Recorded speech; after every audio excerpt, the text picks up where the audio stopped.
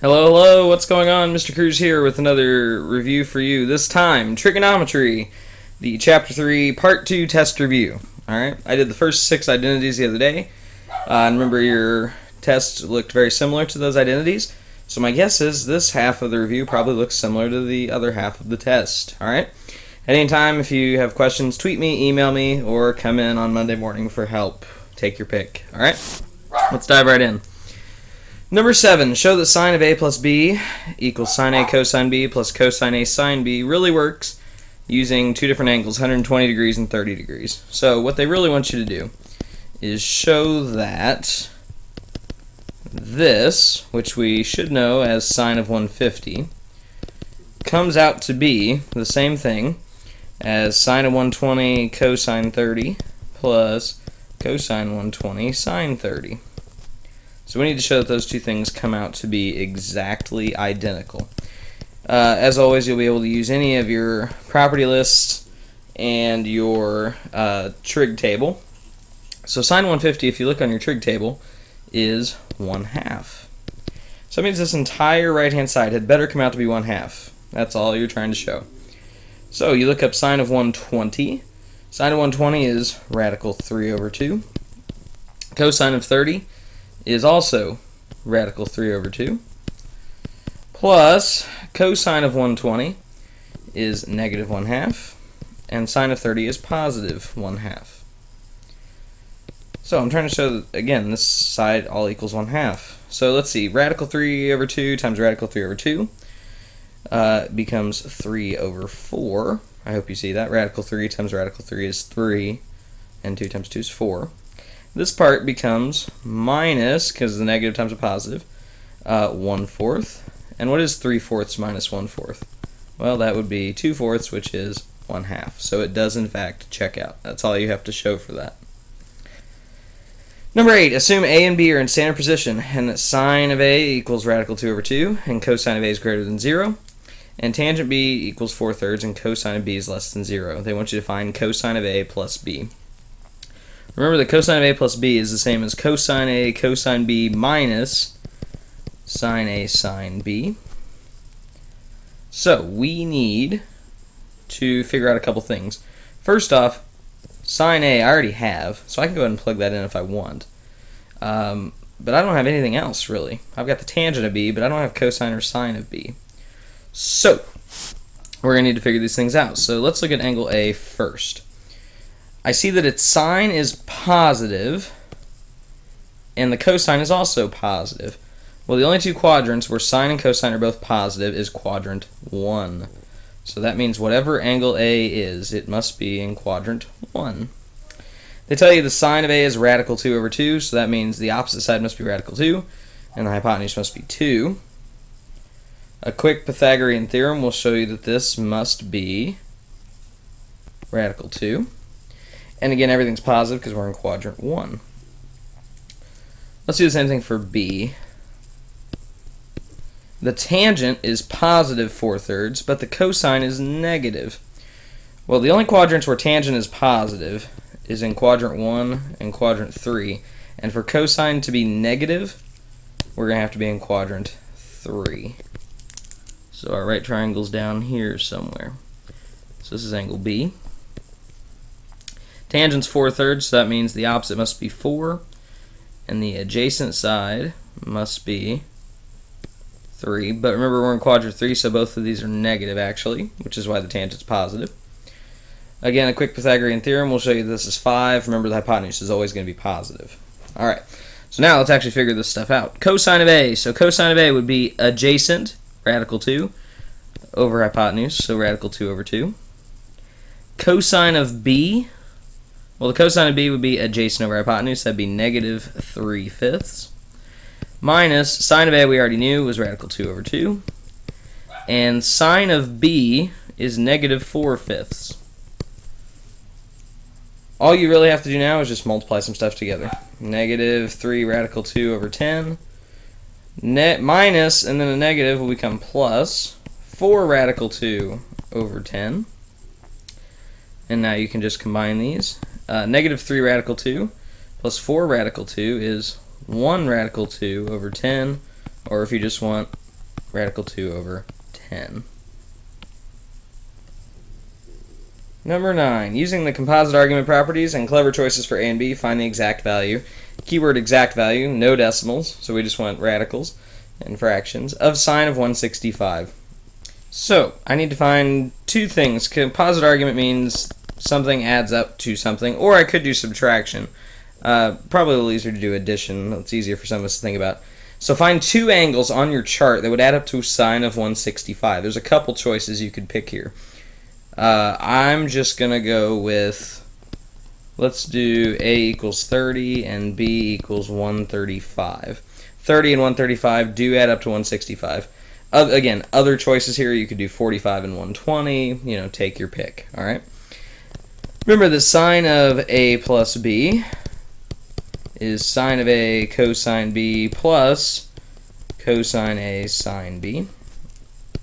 So this will be sine of 30 cosine 135 plus cosine 30 sine of 135. And again, you're just looking these numbers up on your table. Sine of 130 is 1/2. Cosine of 135 is negative radical 2 over 2. Cosine of 30 is radical 3 over 2. And sine of 135 is radical 2 over 2. Alright, so this becomes negative radical 2 over 4 when I multiply it together. This becomes radical 6 over 4 when I multiply it together. And really the only combining you can do here is negative radical 2 plus radical 6 over 4. I would accept this answer. This would be fine. Someone else might say, well, can't I just do radical 6 minus radical 2 over 4? I think this looks much nicer. I would accept either answer. Again, no decimals, just the radicals and the fractions. Exact values. Using clever choices for A and B, find cosine of 15. Again, we're trying to do this composite stuff, right? Obviously, from your table, you're probably not going to be able to do anything with cosine of A plus B, right? You're not going to be able to add some angles unless you start getting into negative angles. We're probably going to have to do some sort of subtraction.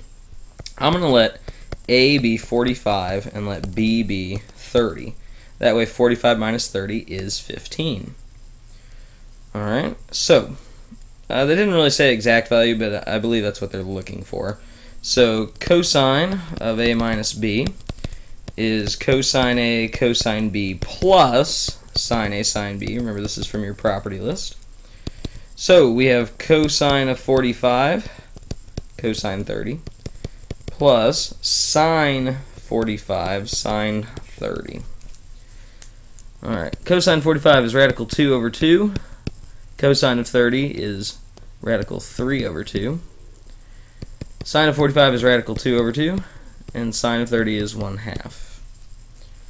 Alright, so we end up with radical 6 over 4 plus radical 2 over 4. Again, these answers kind of look similar. These last two problems look very similar. You end up with radical 6 plus radical 2 over 4. One cool thing about these types of problems is if you ever doubt your answer, you could always plug cosine of 15 into your calculator and plug radical 6 plus radical 2 divided by 4 into your calculator, and the decimals should be the same. If they're not, then you must have done something incorrect. Find the exact value of sine of 75. Again, same stuff here, but this time you have a little more of a choice. Again, I like to do more of the positive ones, so I'm going to do sine of 30 plus 45. That gives me sine of 75. Again, please remember, this is not the same as sine of 30 plus sine of 45. These two are not the same. Alright? Sine of A plus B should be on your table of properties, right? This would be sine of 30 cosine 45 plus cosine 30 sine 45. Again, sine of 30 is 1/2. Cosine 45 is radical 2 over 2. So you can see some similar stuff happening. Cosine of 30 is radical 3 over 2. Sine of 45 is radical 2 over 2. Radical 2 over 4 plus radical 6 over 4. And you might be asking yourself, Mr. Cruze, wait a minute. This is the exact same answer. Why is that? Well, if you recall, sine of 90 minus any angle is equal to the cosine of that angle, right? And we just did cosine of 15 in the last problem. And what is 90 minus 15? Well, it's sine of 75. So the sine of 75 and the cosine of 15 are the same. By the way, if it were in radians, this would be pi over 2 instead of 90. But those should be the same answer, so you could have actually saved yourself some work there. But just for fun, we did it anyway, just to show that they are the same. Number 12, over the interval, 0 is less than or equal to theta is less than or equal to 360. So one way we might have seen this, those are brackets because they're equal. We might have seen it like this. Okay, so don't get too confused. Solve sine of theta plus 20 degrees equals radical 3 over 2.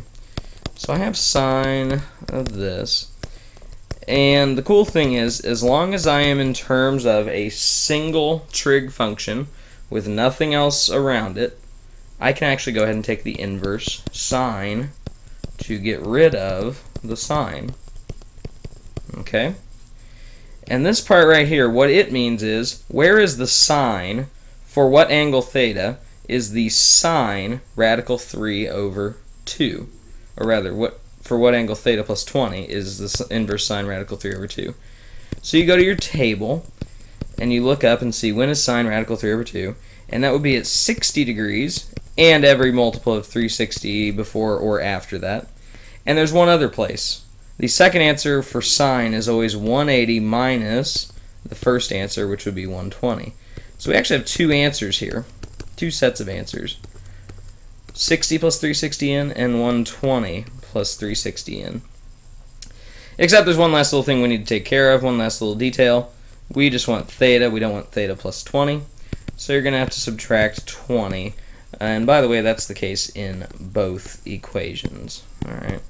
Theta equals 40 degrees plus every multiple of 360 afterwards. And theta equals 100 degrees plus every multiple of 360 afterwards. So, what are my particular solutions between 0 and 360, including 0 and 360? Well, those would just be 40 degrees.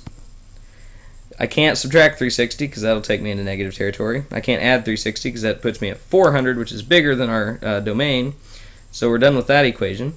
And this one will give me 100, and same reasons. I can't subtract 360 or add 360 without going outside of our domain. So 40 and 100 are the only two answers that work. And again, you could plug in the answer choices if you don't believe me, but I assure you that they do work. Alright? The biggest thing that I'm worried about in these types of problems is making sure that you get both of these two solution sets. Alright? For cosine, I think a lot of us get it. We just stick plus or minus in front of that answer. But for sine, you can either use your chart. If you look at your chart, you'll see that sine is radical 3 over 2 at 120 degrees. But the shortcut is take 180 minus your first answer to get that second one. Even if our first answer was bigger than 180, you would just get a negative, right? That's what I'm worried about on these, is making sure you know when to do what. Alright? I'm going to stop the video here. We'll finish this up in a second video, so stay tuned for that coming soon. See you in a bit.